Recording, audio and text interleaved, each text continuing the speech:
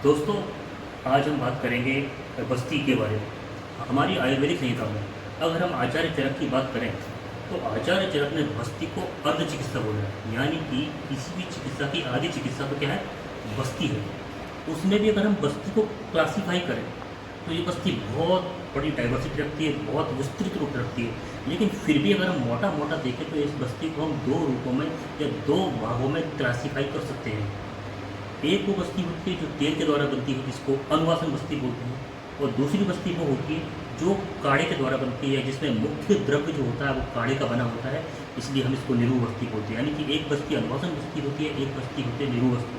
तो आज हम जो बात करने वाले हैं निरू बस्ती, और उसमें भी एयर एंड मूल आदि निरू बस्ती। निरू बस्ती की अगर हम बात करें तो इसमें दो तरह के मटेरियल्स यानी कि दो तरह के द्रव्य इसमें इस्तेमाल किए जाते हैं। औषधियाँ तो इसमें कई होती हैं, लेकिन इसमें दो तरह के द्रव्य होते हैं, एक कल्क द्रव्य, दूसरा क्वाथ द्रव्य। कल्क द्रव्य की अगर हम बात करें तो कल्क द्रव्य यानी कि कुछ ऐसे द्रव्य होते हैं जिनको बिल्कुल बारीक पीसा जाता है और उसमें पानी मिलाकर उसको चटनी के रूप में तैयार किया जाता है, जिसको अपन कल्क कल्क मतलब चटनी। और दूसरे जो द्रव्य होते हैं वो होते हैं क्वाथ द्रव्य, यानी कि उनको दरदरा पीसकर उनका काढ़ा बनाया जाता है। काढ़ा बनाने के बाद उस कल्क द्रव्य को आपस में मिक्स किया जाता है, और वो कैसे मिक्स किया जाता है इसकी हम पूरी प्रक्रिया आपको दिखाएंगे। लेकिन उसी की निर्माण की प्रक्रिया तो देखेंगे, लेकिन साथ में अब हम ये देखते हैं कल्क द्रव्य कौन से हैं और क्वाथ द्रव्य कौन से हैं। सुमित, जरा फोकस करोगे आप जरा। ये देखिए, इसमें आपको दिख रहा है आरकवत दिख रहा है ना, गोक्षुर दिख रहा है, अतिवला दिख रहा है, ये पलाश पुष्प दिखाई दे रहा है, ये गिलोय दिखाई दे रहा है, अश्वगंधा दिखाई दे रहा है ना, मदन फल दिखाई दे रहा है। इतनी सारी चीज़ें दिखाई दे रही हैं जो आपको बड़े बड़े जो ज़्यादा मात्रा में द्रव्य दिखाई दे रहे हैं। जरा इसके अगर ऊपर फोकस करेंगे तो आपको समझ में आएगा। ये जो बड़ी बड़ी मात्रा में जो द्रव्य दिखाई दे रहे हैं ये द्रव्य हैं क्वाथ द्रव्य। मतलब इन्हीं द्रव्यों के हम क्या बनाएंगे, क्वाथ बनाएंगे, है ना। और क्वाथ बनाने के लिए इनको सबसे पहले हम क्या करेंगे, दरदरा पीसेंगे। अगर हम दूसरी ओर बात करें तो ये देखिए, इसमें आपको ये छोटी छोटी मात्रा में जो द्रव्य दिखाई दे रहा है, ये द्रव्य हम हमारे द्रव्य कहलाएंगे कल्क द्रव्य। और इन्हीं द्रव्य को हम बिल्कुल बारीक चूर्ण के रूप में पीसेंगे और इनमें पानी मिला के इसको कल्क रूप बनाएंगे, है ना। जैसे कि सौंफ हो गया, यूबेर हो गया, प्रेमगी हो गया, रसायन हो गया, इसलिए अच्छी अच्छी औषधियाँ ये छोटी मात्रा कम मात्रा में जो दिखाई दे रही हैं वो हो गया हमारे कल्क द्रव्य, और ये ज़्यादा मात्रा में दिखाई दे रहे हैं ये हमारे कहलाएंगे क्वाथ द्रव्य। कुछ इसके साथ कुछ और द्रव्य भी होते हैं जो हमारी बस्ती में मिलाए जाते हैं, डाले जाते हैं। उसमें सबसे पहले है हनी, उसमें हनी भी मिलाया जाएगा। फिर उसके बाद उसमें मिलाया जाएगा ऑयल, ये बात समझ भी हो सकता है, और हम ज़्यादातर महानारायण का इस्तेमाल करते हैं। फिर इसमें अगली चीज़ हो जाएगी और आखिरी चीज़ हो जाएगी गोमूत्र। दोस्तों, इसमें एक द्रव्य और हमारा छूट गया है जो कि हमारे इसमें अलमारी में है, हम उसको भी दिखाएंगे, सेंधव लवण। दोस्तों, सेंधव लवण के बिना कोई भी बस्ती कभी पूरी नहीं हो सकती। जैसे खाने में नमक काम करता है, उसी प्रकार बस्ती में भी नमक काम करता है, यानी कि लवण काम करता है, जिसको हम बोलते हैं सेंधव लवण, सेंधा नमक। तो वो घटक भी एक इम्पोर्टेंट घटक है। अब हम बस्ती बनाने की प्रक्रिया की ओर आगे बढ़ते हैं। दोस्तों, अगली प्रक्रिया जो है औषधियों को यवकूट करना है। एक प्रकार की औषधियाँ जो मैंने बताई थी आपको, उनका यवकूट करना है, और दूसरी जो औषधियाँ थी उनको हमको क्या करना है, ग्राइंड करना है, अच्छे से बारीक पीसना है पाउडर की फॉर्म में, जिनका हम कल्क बनाएंगे, है ना। वो कल्क द्रव्य थे हमारे। और जो अभी फ़िलहाल आपको दिखाई दे रही हैं औषधियाँ जिनकी कुटाई चल रही है, उनको यवकूट किया जा रहा है, और क्रम से सारी औषधियों को हम इसी प्रकार से यवकूट कर लेंगे। यवकूट करने के बाद सारी जो औषधियाँ हैं हम एक ही पात्र में, या एक ही जो हमारे पास फ़िलहाल पॉलीथिन है, तो यवकूट करने के बाद सारी की सारी मेडिसिन को हम इकट्ठा करते जाएंगे। मिक्स करने में कोई दिक्कत नहीं है दोस्तों, क्योंकि जो भी औषधियाँ हमको लेनी थी, जितना प्रमाण में बताया गया था उतने प्रमाण, यानी कि जितना मेजरमेंट उनका करना था, हमने सारा मेजरमेंट कर लिया उनका प्रॉपरली। और मेजरमेंट करने के बाद सारी औषधियों को अगर आप मिक्स कर भी देते हैं तो कोई दिक्कत नहीं है, क्योंकि अल्टीमेटली उनका बनना तो काढ़ा ही है। तो जब हम काढ़ा बनाएंगे तो सारी औषधियों को एक साथ उसमें पात्र में डाल के काढ़ा बनाएंगे।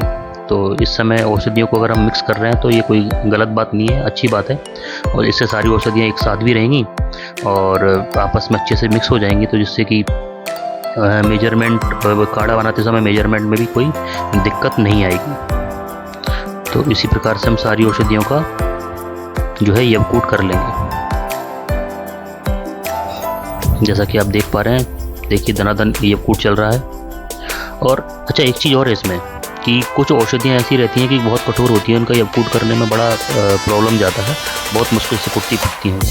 और कुछ औषधियाँ ऐसी होती हैं कि बस उनको थोड़ा सा भी मतलब उनमें ज़्यादा ताकत नहीं लगती है, आराम से जो है बहुत कोऑपरेट करती हैं वो हमको, और आसानी से कुट पिट जाती हैं और यकृत हो जाती है उनका।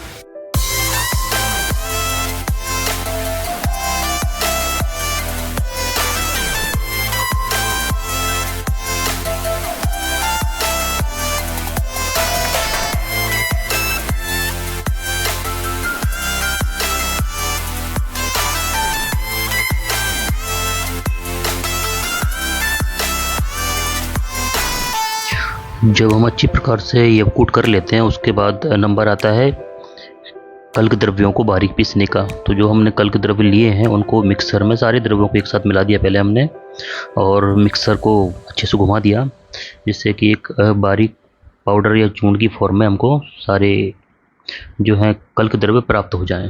ये देखिए किस प्रकार एक फाइन हमने पाउडर कर लिया है, इसमें सारी द्रव्यों को हमने एक साथ मिला दिया है। दोस्तों दोनों ही प्रकार की औषधियाँ हमारे पास रेडी हैं। क्योंकि ये कार्य बड़ा कठिन था, बहुत मुश्किल पड़ता है औषधियों को कूटना, पीसने में तो कोई दिक्कत नहीं, कूटना बड़ा कठिन पड़ता है। तो इस पूरे कार्य में हमारे साथ देने वाले डॉक्टर्स मेरे साथ में दिखाई दे रहे हैं। मेरी बाईं तरफ हैं डॉक्टर कोमल मैम, डॉक्टर कोमल मोटघरे जो कि रसशास्त्र की एचओडी हैं, और दाईं ओर जो दिखाई दे रहे हैं डॉक्टर खुशबू दुबे एमओ हैं, और डॉक्टर स्वर्ण प्रिया पटनायक वो भी एमओ हैं। Thank you. अब हम बस्ती निर्माण की प्रक्रिया चालू कर रहे हैं, जिसमें कि जो क्वाथ द्रव्य थे उनको हम पानी में क्वाथ कर रहे हैं। ये देखिए किस प्रकार से उबाल आ रहा है। उसके बाद जो कल्क द्रव्य थे उनको पानी मिला के हम क्या कल्क के रूप यानी चटनी की फॉर्म में तैयार कर रहे हैं। ये देखिए इस प्रकार से इसको गला के थोड़ी देर के लिए रख देना। अब फिर अगले क्रम में देख रहे हैं कि सबसे पहले हमने शहद लिया है ना। इस शहद में हम नमक मिलाएंगे जिसको सेंधव नमक बोलते हैं, सेंधव लवण बोलते हैं। इसको अच्छी प्रकार से मिक्स करना है, और तब तक मिक्स करना है जब तक कि चट की आवाज़ ना आने लगे। और फिर उसके बाद इसमें ऑयल मिलाना है। ऑयल कोई भी ऑयल मिला सकते हैं, वार्षमक। हम इसमें महानारायण तेल मिला रहे हैं। देखिए श्लोक भी सामने आ रहा है आपके कि माक्षिकम लवणम स्नेहम कल्कम क्वाथमिति क्रमाद, यानी कि इन सब चीज़ों को क्रम से मिलाना है। माक्षिक मतलब शहद, लवण मतलब कि सेंधा नमक, और कल्क मतलब जो हमने कल्क रेडी किया था वो मिला दिया हमने अल्टीमेटली इसमें। ये देखिए इस प्रकार से, और इसको भी अच्छी तरह से फेंटना है, मिक्स करना है। जब ये अच्छी तरह से मिक्स हो जाएगा तब जो हमने जो काढ़ा बनाया हुआ था उसको छानना है, और फिर उसमें इसको मिला देना है। तो धीरे धीरे हम इसको हाथ से ही मिक्स करते हुए चले जाएंगे। ये देखिए ये काढ़ा हमने तैयार किया हुआ था, ये रखा हुआ है। इसको अच्छे से छानेंगे। छानने के लिए हम इसमें नीचे कॉटन का इस्तेमाल कर रहे हैं, जिससे कि कुछ लकड़ी वगैरह या कुछ रेशा अंदर ना जाए और अच्छे से काढ़ा हमको प्राप्त हो। छानने के बाद उसमें हम ये जो मटेरियल तैयार किया हुआ था हमने, शहद, नमक, तेल और कल्क मिलाकर, उसको हम इसमें अच्छे से मिक्स कर देंगे। ये देखिए किस प्रकार से बस्ती का जो कलर आ रहा है, इसमें आपको तेल दिखाई नहीं दे रहा है। फिर इसमें हमने मिला दिया ये गोमूत्र। ये देखिए गोमूत्र मिलाने के बाद फिर देखिए इसका थोड़ा सा कलर चेंज हुआ है। ये आपको चाय जैसी दिख रही है, बट लेकिन एक्चुअल में ऐसी कलर होता है बस्ती का। ये देखिए अब हम इसको एक बार और छानेंगे। एक बार और छानने के बाद जो हमको प्राप्त होगी फिर हम इसको सीधा पेशेंट में अप्लाई करेंगे। ये बिल्कुल रेडी है बस्ती। बस इसमें एक चीज़ का और आपको ध्यान रखना है दोस्तों, कि इसका टेम्परेचर चेक करना है आपकी हाथ के ऊपर डालकर। अगर आपको गर्म लग रहा है तो समझिए इसका टेम्परेचर गर्म है,